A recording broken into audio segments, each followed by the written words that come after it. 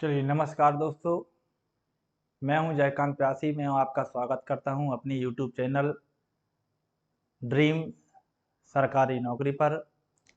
आज मैं आप लोगों के लिए वीडियो लेकर आया हूं जो मध्य प्रदेश जीके स्पेशल से संबंधित है और जो मध्य प्रदेश पुलिस के अलावा भी बहुत सारे जो कॉम्पिटिटिव एग्ज़ाम है उसके लिए बहुत ही आवश्यक रहेगा। तो देखते हैं इस वीडियो को। चलिए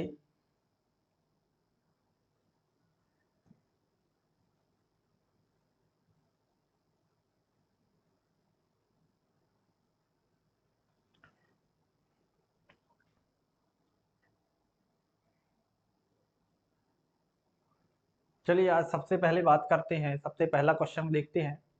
तो यह मध्य प्रदेश राज्य का गठन कब हुआ था? ये सभी को पता होगा कि मध्य प्रदेश राज्य का गठन कब हुआ था। तो मध्य प्रदेश राज्य का गठन हुआ था 1 नवंबर 1956 को। 1 नवंबर 1956 को मध्य प्रदेश राज्य का गठन हुआ था।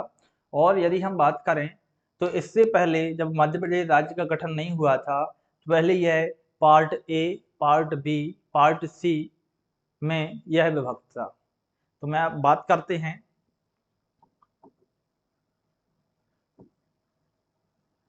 Part A.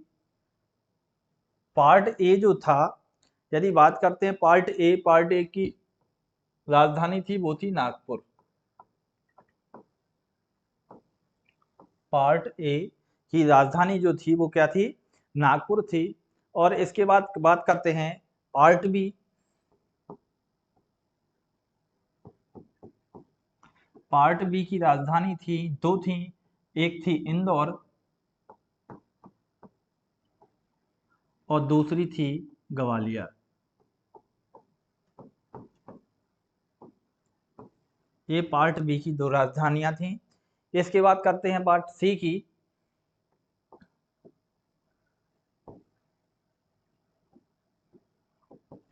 पार्ट सी की जो बात कर रहे हैं, पार्ट सी जो थी, पार्ट सी की राजधानी थी वो थी आपकी रीवा। इसके अलावा महाकौशल क्षेत्र था। क्या था? महाकौशल क्षेत्र।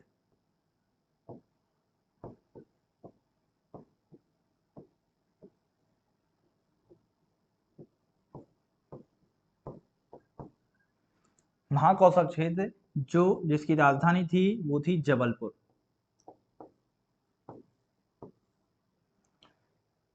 तो देखिए, हमने बात की मध्य प्रदेश राज्य का गठन ये हुआ था 1 नवंबर 1956 को। और जबकि इससे पहले ये part A, part B, part C और महाकौशल क्षेत्र में क्या था? विभक्त था। यहाँ पर बात करते हैं तो जिसमें पार्ट ए की राजधानी थी क्या थी? नागपुर। पार्ट बी की इंदौर और ग्वालियर। पार्ट सी की रीवा। और महाकौशल जो क्षेत्र था वो था आपका जबलपुर का।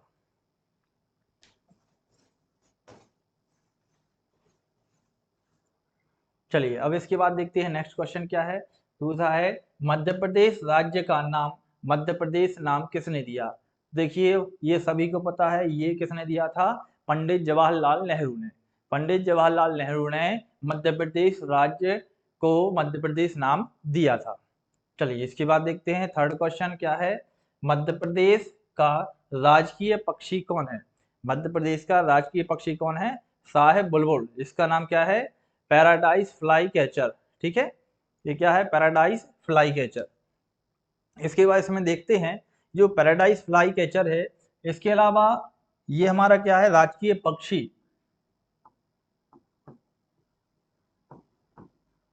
राजकीय पक्षी, राजकीय पशु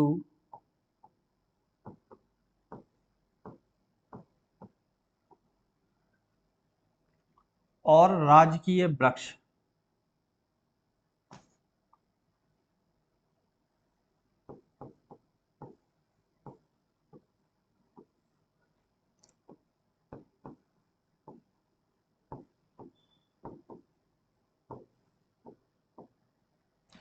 ये जो है, ये मध्य प्रदेश की 25वीं वर्षगांठ पर इसको लागू किया गया था। मतलब हमने ये अपनाए थे। तो ये थे 25वीं वर्षगांठ, 25वीं वर्षगांठ। इसका मतलब क्या है कि ये हमने 1 नवंबर 1981 में अपनाए थे, ये हमें ध्यान रखना है। ठीक है, तो हमें देखिए यहाँ से क्या पता चला कि मध्य प्रदेश का राजकीय पक्षी कौन है, वो है दूधराज। इसका एक और नाम होता है, वो होता है शाह बुलबुल, और इसका एक और नाम होता है पैराडाइज फ्लाई कैचर। तब यहाँ से देखते हैं हमें और भी जानकारी क्या मिलती है कि ये राजकीय पक्षी, राजकीय पशु और राजकीय वृक्ष जो है ये कहाँ से हुआ था। राजकीय वृक्ष ये मध्य प्रदेश की 25वीं वर्षगांठ पर इसको अपनाया गया था। जो कब अपनाया गया था, 1 नवंबर 1981 को। चलिए इसके बाद देखते हैं नेक्स्ट।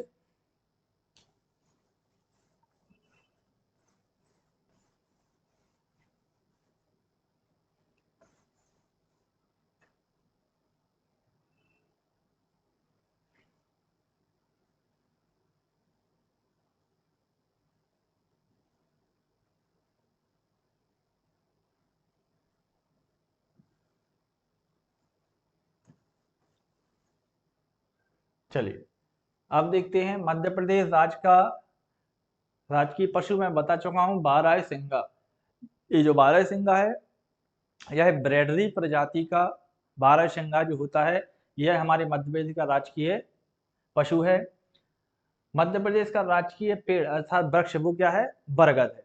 यही मैंने बताया कि राजकीय वृक्ष, राजकीय पशु और राजकीय वृक्ष, ठीक है, राजकीय पक्षी, राजकीय पशु और राजकीय जो वृक्ष है ये क्या है, 19 है, यह 25वीं वर्षगांठ पर मध्य प्रदेश ने अपनाए थे। वो थे 1 नवंबर 1981 को इन्होंने अपनाया था।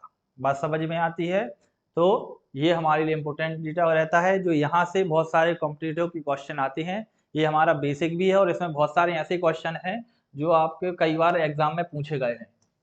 चलिए इसके आगे देखते हैं।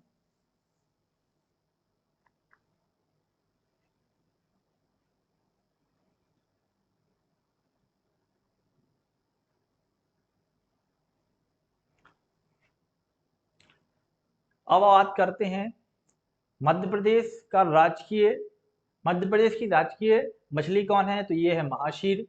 मध्य प्रदेश का राजकीय खेल क्या है, तो ये क्या है, मलखंभ है। यहाँ से कुछ हमें जानकारी प्राप्त होनी चाहिए।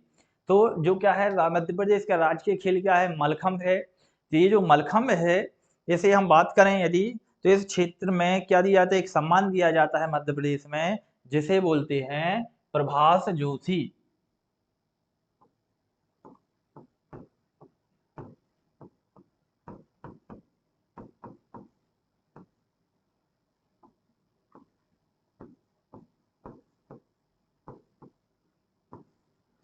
ठीक है, आप यहां से देख सकते हैं कि मध्य प्रदेश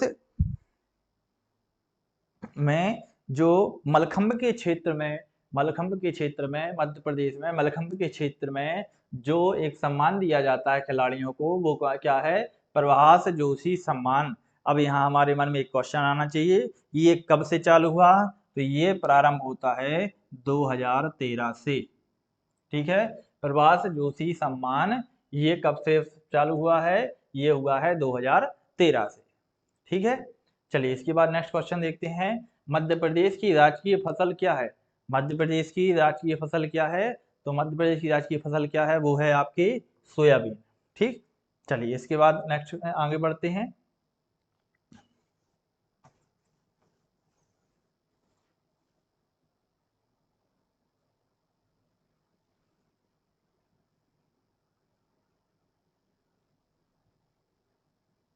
चलिए देखिए, मैं आपको बिल्कुल भी नहीं कहूँगा कि आप चैनल को लाइक कीजिए या सब्सक्राइब कीजिए। क्यों, क्योंकि यदि आपको डेटा लगता है कि ये आपके लिए आवश्यक है, इम्पोर्टेंट है, तो वीडियो को अंत तक देखना है। और इसके अलावा यदि आपको लगता है कि इसमें मेहनत की जा रही है और आपके तक पहुँचाया जा रहा है, तो आपको इसको लाइक भी ज़रूर कर देना है। चलिए देखते हैं मध्य प्रदेश की राजकीय फसल कौन सा है, राजकीय फल कौन सा है। तो राजकीय फल कौन सा है, तो राजकीय फल क्या है, वो है आम। तो मध्य प्रदेश का राजकीय फल क्या है, आम है। चलिए इसके बाद हम बात करते हैं मध्य प्रदेश का राजकीय पुष्प, मध्य प्रदेश का राष्ट्रीय पुष्प क्या है? वो है सफेद लिली। ये सफेद लिली जो है मध्य प्रदेश का राजकीय पुष्प है। ठीक है, चलिए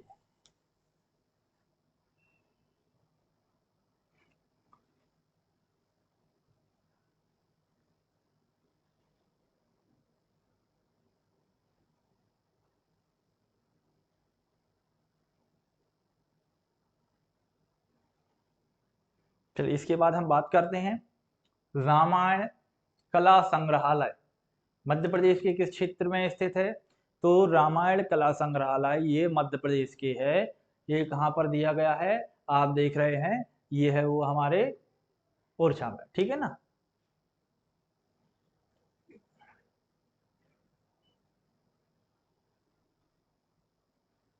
चलिए ये कहाँ पर है भाई?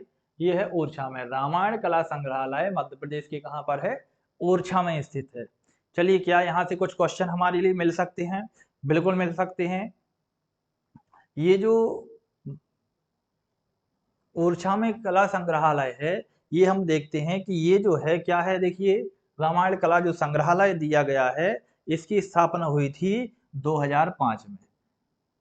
कब हुई थी? 2005 में। तो ये हमें जानकारी पता होनी चाहिए कि रामायण कला संग्रहालय मध्य प्रदेश की स्थापना कब हुई थी? ये हुई थी 2005 में हुई थी। जो कहाँ पर स्थित है? ओरछा में स्थित है। यह जो है, यह देश का पहला संग्रहालय है, देश का पहला। चलिए इसके बाद हम आगे बात करते हैं। नेक्स्ट क्वेश्चन है सांची का स्तूप स्थित है। सांची का जो स्तूप है वो स्थित कहाँ पर है? ये है मध्य प्रदेश राज्य के रायसेन जिले में। मध्य प्रदेश राज्य के रायसेन जिले में क्या है? सांची के स्तूप स्थित है। इसमें क्या हमें बहुत सारी जानकारी मिलती है? बिल्कुल, क्योंकि जो सांची के स्तूप हैं ये किस धर्म से संबंधित हैं? ये हैं बौद्ध धर्म से।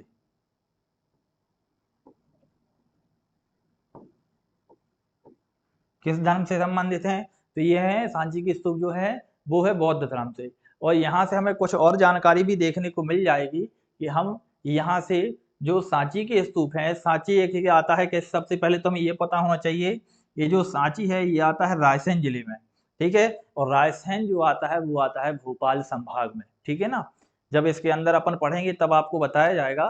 ठीक है, ये सांची जो है यह विश्व विरासत सूची में भी शामिल है। तो हमें ये पता होना चाहिए कि ये कब है। तो ये हुआ था विश्व विरासत सूची में 1989 में। 1989 में विश्व विरासत सूची में इसे शामिल किया गया था। ठीक, अब विश्व विरासत सूची में शामिल किया गया था। यहाँ जो स्तूप हैं, ये स्तूप का निर्माण किसने किया था? सांची के स्तूप के लिए सभी को पता होगा, वो होगा सम्राट अशोक ने।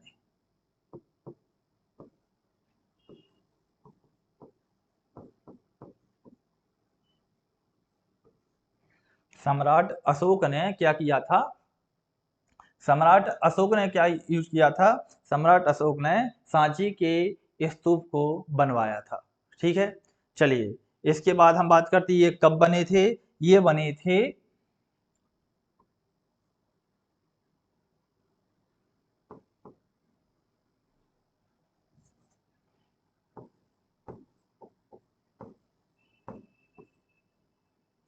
तीसरी शताब्दी ईसा पूर्व।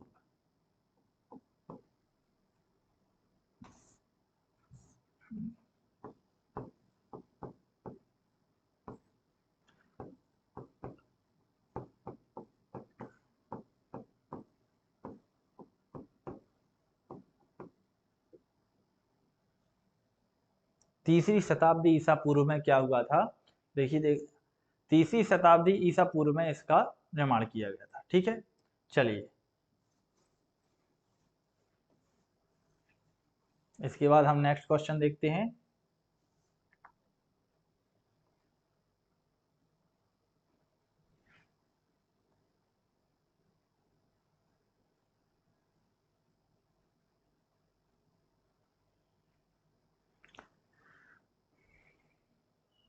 मध्य प्रदेश राज्य का पहला आदिवासी खेल संग्रहालय कहाँ पर है? मध्यवासी, तो ये थोड़ा सा गलत दिया गया हुआ है यहाँ पर, ये गलत है। ये अलीराजपुर नहीं है, ये अलीराजपुर यहाँ क्या है, सीहोर, क्या है, सीहोर, ठीक है।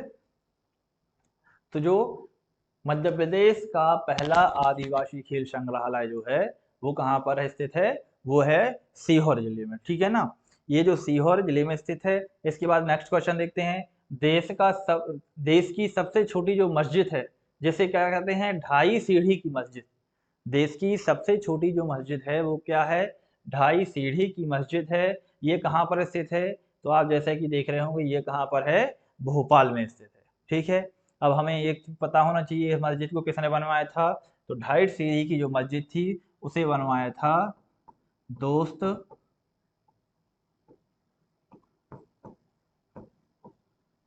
मोहम्मद खान। दोस्त मोहम्मद खान ने क्या किया था, इसको बनवाया था। तो ठीक है, ये हमें पता चलता है देश की सबसे छोटी मस्जिद कौन सी है, 2.5 सीढ़ी की मस्जिद कहाँ पर है, तो ये है भोपाल में। और इसे बनवाया किसने था, तो दोस्त मोहम्मद खान ने इसको बनवाया था। चलिए इसके आगे देखते हैं।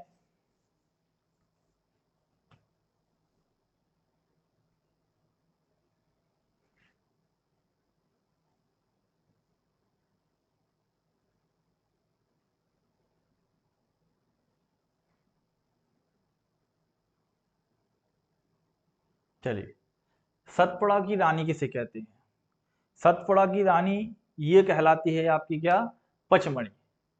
सतपुड़ा की रानी किसे कहते हैं, ये कहते हैं पचमढ़ी को, ठीक है। पचमढ़ी जो है वो कहाँ पर आता है, ये पचमढ़ी जो है वो आता है आपका, ये आता है होशंगाबाद जिले में, ठीक है ना। कौन से जिले में, होशंगाबाद।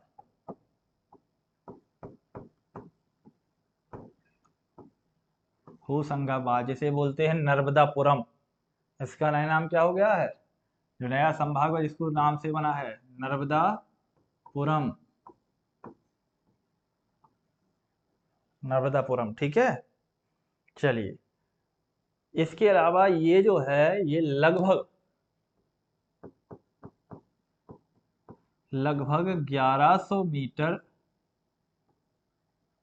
ऊंची है ना। ये जो पहाड़ी है सतपुड़ा की रानी जो है, ये कितनी है, लगभग 1100 मीटर, क्योंकि अलग अलग बुक्स में अलग अलग मिलता है, तो ये एवरेजन बताया गया है, ठीक है। चलिए, मध्य प्रदेश राज्य के किस जिले में लक्ष्मीबाई, रानी लक्ष्मीबाई की समाधि है।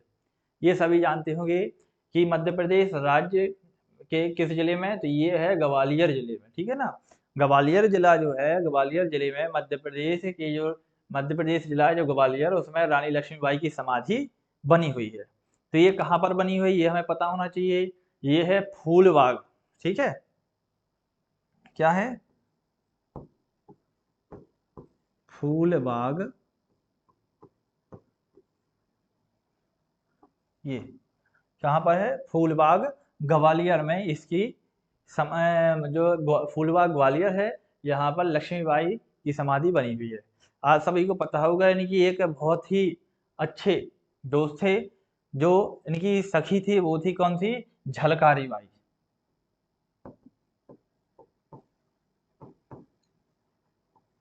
झलकारी बाई, तो झलकारी बाई की भी जो समाधि है वो भी कहाँ पर है, ग्वालियर में ही बनी हुई है, ठीक है। चलिए इसके आगे देखते हैं। तो यह मध्य प्रदेश में स्थित किस जिले को भारत का जिब्राल्टर कहते हैं, किस किले को, है ना, किस किले को भारत का जिब्राल्टर कहते हैं, तो किस किले को कहते हैं, यह है हमारा ग्वालियर के किले को, ग्वालियर के किले को क्या कहते हैं, भारत का जिब्राल्टर, ठीक है। यदि बात करते हैं तो इसे एक और नाम दिया जाता है, एक और इसका नाम क्या है, वो है आपका किलों का रत्न,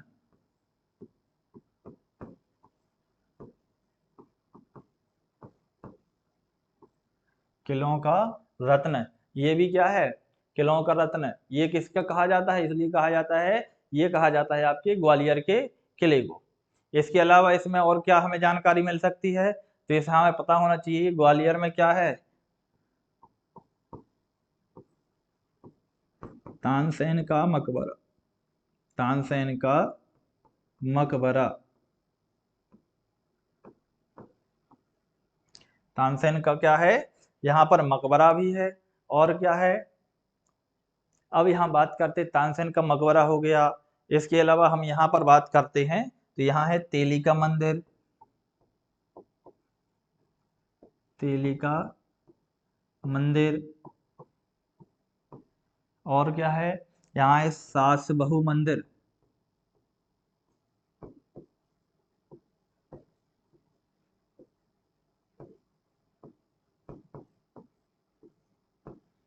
तेली का मंदिर, सास बहू मंदिर, ये यहीं पर है। और एक और यहाँ पर देखने को मिलता है, वो है आपका क्या, चतुर्भुज मंदिर।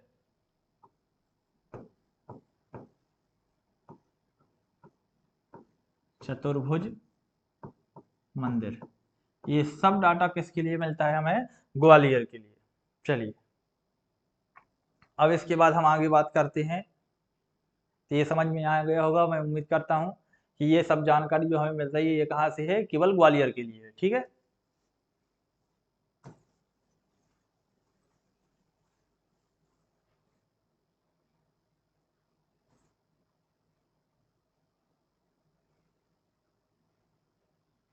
फिर क्या है, नेक्स्ट क्वेश्चन है, मध्य प्रदेश के किस जिले में इंदिरा गांधी मानव राष्ट्रीय संग्रहालय है। चलिए, मानव गांधी संग्रहालय जो है वो कहाँ पर है, तो ये है भाई भोपाल में। ठीक है ना, ये यहाँ पर आप देख सकते हैं कि ये कहाँ पर है, भोपाल में है। और इसकी जो स्थापना हुई है, ठीक है ना, ये कहाँ पर है, भोपाल में, भोपाल। और इसकी जो स्थापना हुई थी वो हुई थी 1977 में। ठीक है, ये मानव इंदिरा गांधी राष्ट्रीय मानव संग्रहालय है, ये जो है 1977 में इसकी स्थापना हुई और किस जिले में है, वो है भोपाल जिले में। ठीक, चलिए इसके बाद हम नेक्स्ट क्वेश्चन देखते हैं।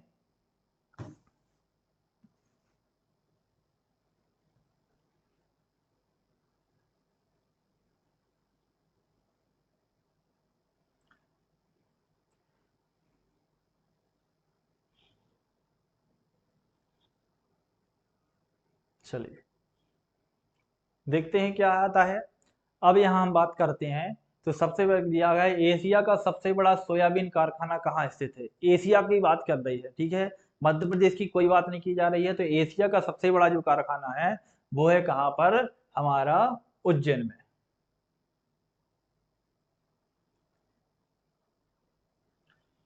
ये कहाँ पर है, ये दिया गया है उज्जैन में। ठीक है ना, जो एशिया का सबसे बड़ा कारखाना है सोयाबीन का, ये कहाँ पर दिया गया है, उज्जैन में।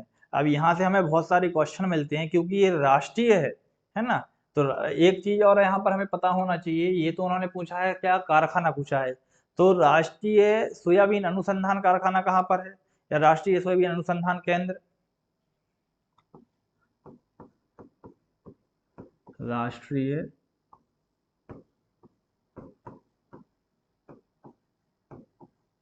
सोयाबीन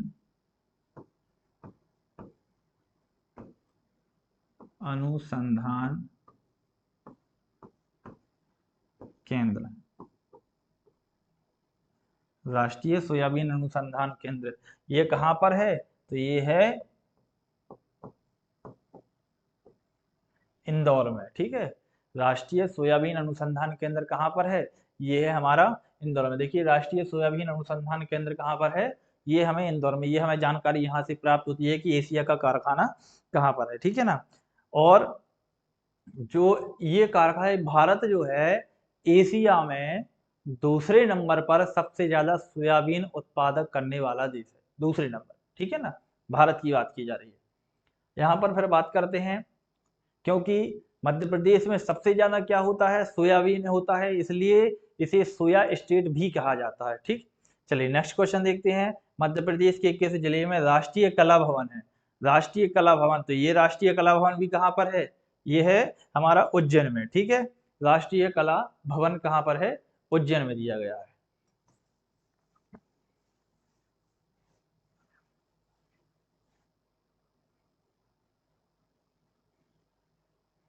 चलिए फिर इसके बाद देखते हैं,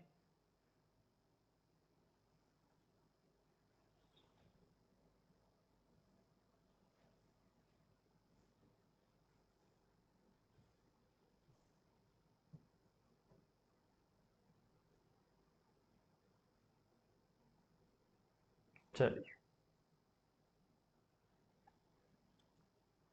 अब हम बात करते हैं तो किस शहर को मध्य प्रदेश का सोमनाथ कहा जाता है। ये हमारे लिए बहुत ही इंपॉर्टेंट होना चाहिए। ये कहलाता है हमारे भोजपुर को, ठीक है, ये कहलाता है। आप देखिए, चलिए ये है हमारा भोजपुर, ठीक है। भोजपुर को क्या कहते हैं कि ये कहलाता है आपका किस शहर को, तो ये कहलाता है भोजपुर, ठीक है। भोजपुर की बात करते हैं तो ये किस जिले में आता है, तो भोजपुर आता है आपका रायसेन जिले में, ठीक, किस जिले में,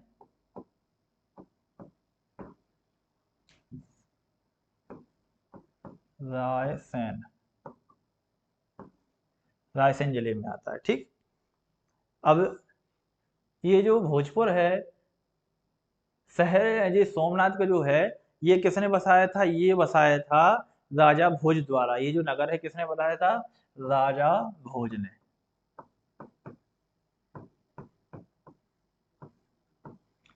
राजा भोज ने इसको बसाया था। और एक और हमें यहाँ बात पता होनी चाहिए, जो भोजपुर है वो किस नदी के किनारे है, तो ये है बेतवा नदी के किनारे, और बेतवा का नाम क्या है, बेत्रवती, ठीक है। चलिए फिर देखते हैं, मध्य प्रदेश में योजना मंडल का गठन किया गया था। तो मध्य प्रदेश में योजना मंडल का गठन किस वर्ष किया गया था, तो ये किया गया था 1972 में, ठीक है। योजना मंडल का गठन किया गया था 1972 में। और आज की वीडियो का लास्ट क्वेश्चन रहेगा, मध्य प्रदेश के किस जिले में तानसेन का मकबरा है, ये मैं पहले ही आपको बता चुका हूँ, वो कहाँ पर है, ग्वालियर में, ठीक है। तो ये हमारा था मध्य प्रदेश जीके स्पेशल का, ये हमारा फर्स्ट पार्ट था। नेक्स्ट पार्ट जल्दी ही शीघ्र में लेके आऊँगा। यदि आपको लगता है कि बहुत ही जो वीडियो आपके लिए लाभदायक रहता है, यूजफुल रहता है, तो वीडियो को लाइक कीजिए। आप अपने सजेशन भी मुझे दीजिए कि मुझे यदि कुछ सुधार भी करना पड़ता है तो आप मुझे बताएं कि उसमें क्या सुधार है। और यदि ये वीडियो अच्छी लगती है तो आपको इसको कमेंट करके ज़रूर सपोर्ट करें। चलिए इसके बाद मिलते हैं नेक्स्ट वीडियो में। धन्यवाद। चलिए।